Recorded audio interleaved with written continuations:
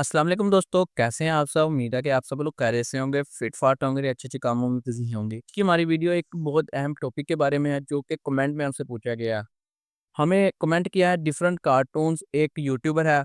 दोस्तों इसने हमें कमेंट किया है कि लवबर्ड फाइट बहुत करते हैं, प्लीज़ इसका कोई सॉल्यूशन बता दें। तो इस वीडियो में आपको इसका सॉल्यूशन बताऊँगा और वजूहात पेश करूँगा कि लवबर्ड क्यों फाइट करते हैं। सबसे पहले नंबर पर हम वजूहात की तरफ नज़र डालते हैं ताकि अगर आप कोई ऐसी गलती करते हैं, तो आप भी ये गलती करना छोड़ दें। तो आपका ज़्यादा टाइम वेस्ट नहीं करते हैं, अगर आपने चैनल को सब्सक्राइब नहीं किया तो सब्सक्राइब कर लें, फेसबुक पे देख रहे हैं तो फॉलो भी ज़रूर कर लें।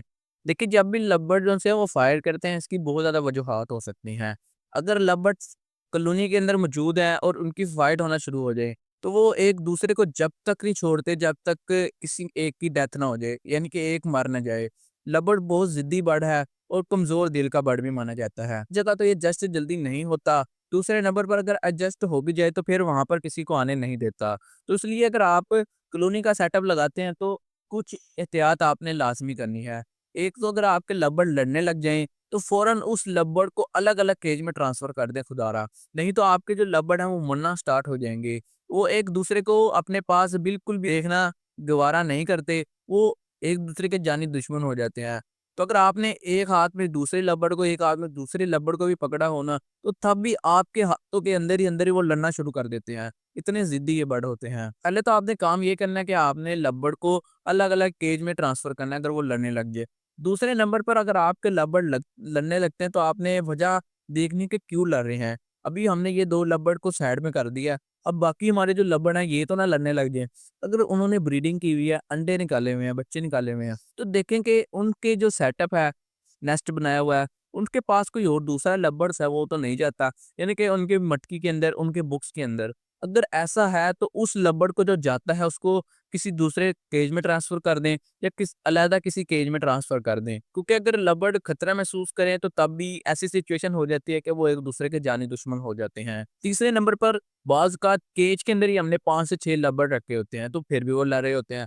तो इसके अंदर मैंने ये देखा कि अगर लवबर्ड का नया-नया पेयर बन रहा हो, यानी कि जो मेल है वो फीमेल के पास जा रहा हो, उसका पेयर बन रहा हो, तो वो किसी दूसरे मेल को या किसी दूसरी फीमेल को कभी भी गवारा नहीं करता कि उस पेयर के पास जाए या कि उस फीमेल के पास जाए जो कि उसने सेलेक्ट किया है, यानी कि जिसके साथ उसका पेयर बना है।